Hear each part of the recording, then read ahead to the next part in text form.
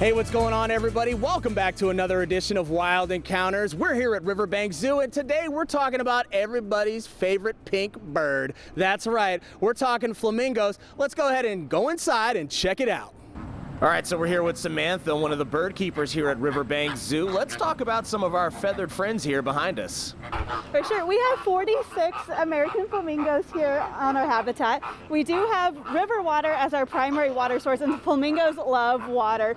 We have some curious ones getting a little bit close. You can see they're nice and pink. So let me ask you this. So they're not pink always. What are they? What color are they at first, and when do they start to, when's the transition happen? So when they're born, they're actually pure white. They're a little white fuzzy chick, and they'll eventually turn gray when they're a couple weeks old, and then when they're close to a year old, they turn that pink color. So we have our chicks from last year. If you remember those 5 chicks, we'll see if we can see any. I think one is right behind me.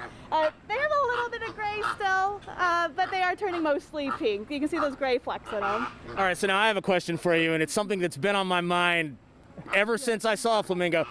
What's the deal with them standing on one leg? Yes, that's a good question. We do get that a lot. All of our flamingos have 2 legs. Don't worry, you might not see them at all every time, but they do have a good sense of balance, and it's for energy conservation. So they do that to conserve their energy. Sometimes if they're cold, even in the winter, they'll keep warm that way. In the summer, they will stand in the pond if they do want to cool off, because the water cools them off.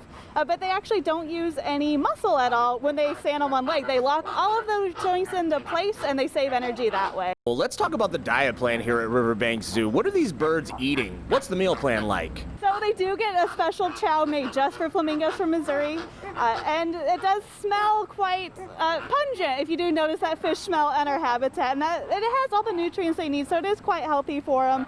And it does rotate based on the season. So right now we're ending the breeding season, and they're going to go to their maintenance diet, and that gives them a little extra boost to help them when they are molting those feathers.